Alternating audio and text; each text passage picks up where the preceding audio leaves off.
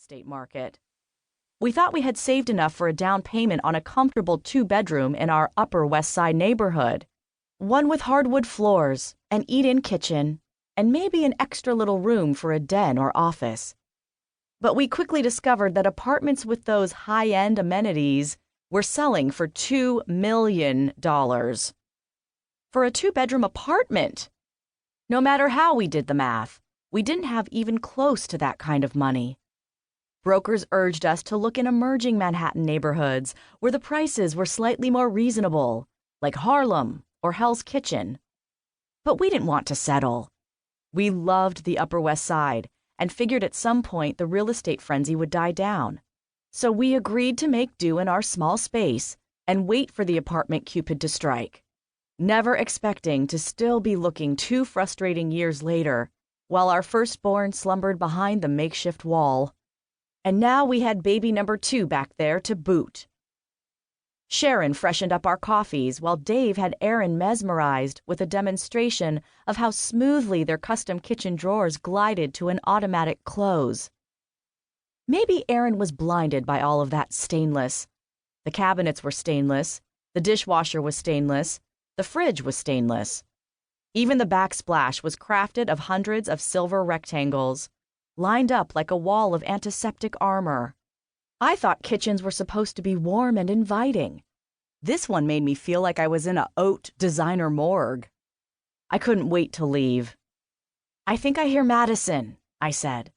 I had left her in the foyer when we arrived, still snug in her car seat, not wanting to wake her from her mid-morning nap.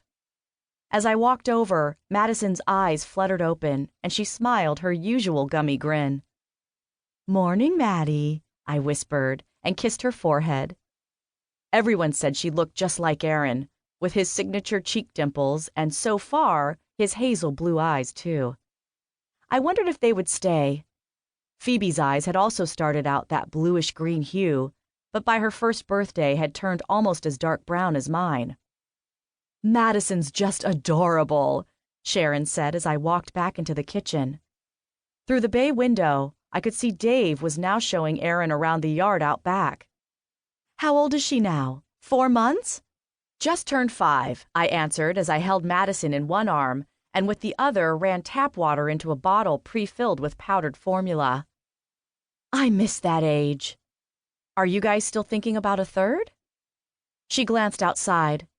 "Well, actually," she said, and I immediately knew. "Are you?"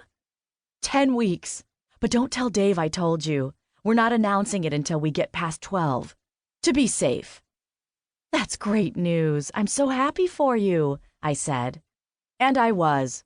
She had been trying for a while to get pregnant again. I gave her a mini group hug with Madison. "How are you feeling?"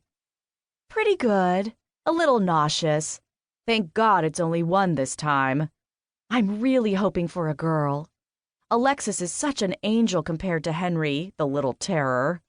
You're so lucky to have 2 girls." "Yeah, until they're 13 and 15. Then we're screwed," I said. Just as I was about to wonder out loud how their au pair was doing watching 3 kids under the age of 4 in the living room, I heard a wail. "Will you hold her for a sec? I need to grab a diaper and check on Phoebe." 2 hours later, we walked out through their pristine garage, where a huge Alpha shelving unit housed hundreds of rolls of toilet paper, paper towels, paper plates, plastic utensils, and giant containers of ketchup, mustard, and Tide HE. "You guys certainly have room for it all," Aaron said, eyeing the shrine to Costco, and next to it, Dave's racing bike dangling from a hanging rack. I strapped the girls into their car seats and hugged Sharon goodbye. "Thanks so much for having us," I said. "Feel good," I mouthed. Then came the hard sell close.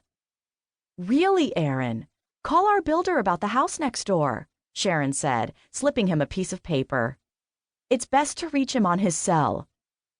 "Please, please move where we moved," I almost heard her thinking. "We're desperate for confirmation we made the right choice." "And let's have dinner in the city soon," she added, though I doubted those plans would ever make it from the driveway to her calendar.